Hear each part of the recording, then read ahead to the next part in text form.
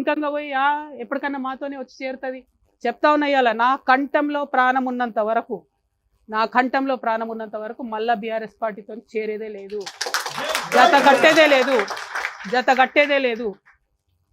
ఎందుకు చెప్తున్నా అంటే బాధతో చెప్తున్నానే. మళ్ళీ చెప్తున్నా, పర్సనల్గా నేను ఎంత హ్యూమిలేషన్ గురైనా ఒక్క విషయం కూడా నేను బయట చెప్పను. రాజకీయంగా డెఫినెట్గా చెప్పిన, ఇంకా చాలా చెప్తా. ఇలా పొద్దున్నే ఫీనిక్స్ ట్వీట్ చేసిన నేను, 80,000 కోట్ల తెలంగాణ ప్రజల ఆస్తుంది. ఎవడబ్బా సొమ్ము ఇచ్చింది? ఎవరు? హరీష్ రావు గారు, కేటీఆర్ గారు కాదా ఫీనిక్స్ అనే సంస్థను పెంచి పోషించింది, కాపాడింది? ఎక్కడోడు వాడు? తెలంగాణోడా, ఆంధ్రోడా? ఎందుకని పంచిపెడతారు మీరు? ఇప్పుడు దాన్ని, అవినీతిని ఇప్పుడున్న గవర్నమెంట్ కంటిన్యూ చేస్తుంది కదా. మీరు తెరిస్తే కిటికీలు. జాతీయ పార్టీలకు ఏముంటుంది తెలంగాణ ఆంధ్ర ఫీలింగు? తెలంగాణ భూములు కాపాడుకోవాలని వాళ్ళకి ఎందుకు ఉంటుంది? వాళ్ళు వచ్చి డోర్లు తెరిచిరు ఇవాళ అవినీతికి. 33 లక్షల టన్నుల కలప అండి కొడతాడు వాడు, ఫీనిక్స్ కంపెనీ వాడు. 10 కేసులు పెట్టింది ఫారెస్ట్ డిపార్ట్మెంట్. సింపుల్గా ఫైన్ కట్టి పక్కకి వెళ్ళిపోయాడు. కొట్టచ్చా? 33 లక్షల కలప హైదరాబాద్ నగరం నడిబొడ్డున ఎడ దొరుకుతుంది అంత గ్రీనరీ? ఇవ్వడానికి వీళ్ళకి లేదు. కేసు పెట్టిన ఫారెస్ట్ డిపార్ట్మెంట్ కూడా ఇంతవరకు కుయ్యంటలేదు, కయ్యంటలేదు. మేము వదిలిపెట్టాం. నేను చెప్తున్నా, భూ పోరాటం, భూదందా, భూ కబ్జా నేను ముందే చెప్పిన. 2014 నుంచి తెలంగాణ వచ్చినప్పటి నుంచి నేను అధికారంలోకి వచ్చేదాకా అన్ని రివ్యూ చేస్తాం. కేసీఆర్ గారు గవర్నమెంట్ ఇచ్చింది రివ్యూ చేస్తాం, రేవంత్ రెడ్డి గారు గవర్నమెంట్ ఇచ్చిన భూములు కూడా రివ్యూ చేస్తాం. తెలంగాణ ప్రభుత్వ భూములు, తెలంగాణ ప్రజల భూములు, ధార్మిక సంస్థలకు సంబంధించిన భూములు, అప్పనంగా తింటున్నటువంటి భూములు అన్నీ కూడా కక్కిస్తాం చెప్తాను. ఒక్కరి కూడా వదిలిపెట్టాం. మీ ఫ్రెండ్స్ కావచ్చు, మీకు ఎవరన్నా కావచ్చు, మీ బిజినెస్ పార్ట్నర్లు కావచ్చు. ఒక ప్రజల ఎజెండా లేదు, పని చేసుకునేటోళ్ళను అడ్డం పడాలా. ప్రజాస్వామ్యయుతంగా చేసుకుంటున్నా కదా నా పని నేను. ఏంటి ప్రాబ్లం మీకు? దమ్ముంటే డైరెక్ట్గా కొట్లాడండి, రోడ్డు మీదకి రండి, పంచిపెట్టండి 1400 కోట్లు. రండి రోడ్డు మీదకి నాతో పాటు, నిలుసుందాం, సమానంగా పోదాం. ఇవాళ ఒకటే రిక్వెస్ట్ చేస్తున్న ప్రజలకు, నేను ఆవేశంలో కోపంలో చెప్తలేను, నేను ఆవేదనతో చెప్తా ఉన్నా. ఎందుకంటే తెలంగాణ ఉద్యమంలో అమరవీరులను ఈ భుజాల మీద మోసినాం మేము. సువర్ణ అనే పాప చచ్చిపోతే ఆ శవాల మీద పడి ఏడ్చినాం మేము.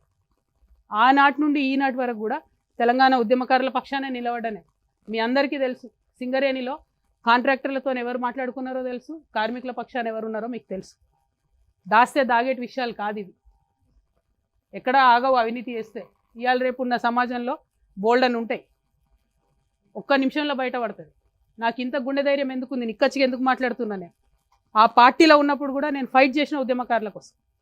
ఆ పార్టీలో ఉన్నప్పుడు కూడా తెలంగాణ వనరులు కాపాడడం కోసం ఫైట్ చేసిన. తెలంగాణ కాంట్రాక్టర్లకు ఇవ్వాలి, ఆంధ్ర కాంట్రాక్టర్లకు ఎందుకని ఫైట్ చేసిన? ఎందుకంటే తెలంగాణలో ఉన్న చిన్న చిన్న కాంట్రాక్టర్లు ఉద్యమాలు చేసే సందర్భంలో చాలా సంఘాలకు డబ్బులు ఇచ్చి తోలేదు వాళ్ళను. తెలంగాణలో ఉన్న చిన్న చిన్న బడ్జెట్ స్కూల్స్ బస్సులు ఇచ్చి తోలేదు వాళ్ళను ఉద్యమాలకు.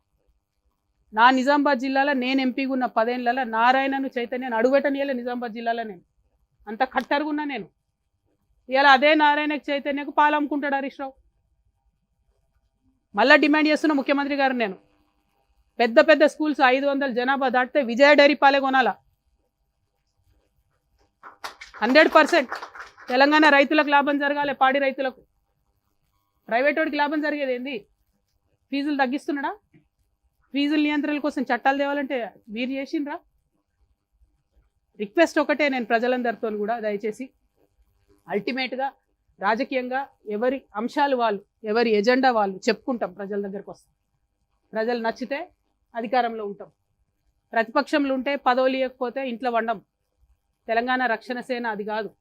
అధికారంలో ఉన్నా లేకున్నా నేను బలంగా ప్రజాస్వామ్యం నమ్ముతా. పార్టీ ఉండడమే పవర్.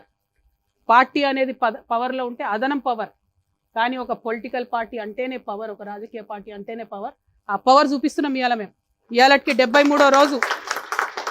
73వ రోజు మా పార్టీ పెట్టి ప్రధాన ప్రతిపక్షంగా ఎన్ని ఉద్యమాలు చేసినారో చేసినామో మీరందరూ చూస్తున్నారు. పోయిన 20వ తారీఖు మేము బాయిబాటకు అక్కడ పోతే ఇవాళ కంపల్షన్కి వచ్చింది కదా ప్రభుత్వం.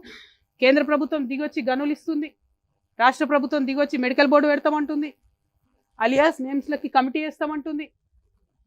పోరాటం అంటే ఇట్లా ఉంటుందా? లేకపోతే నాకు పదవి ఇచ్చినప్పుడే వస్తా,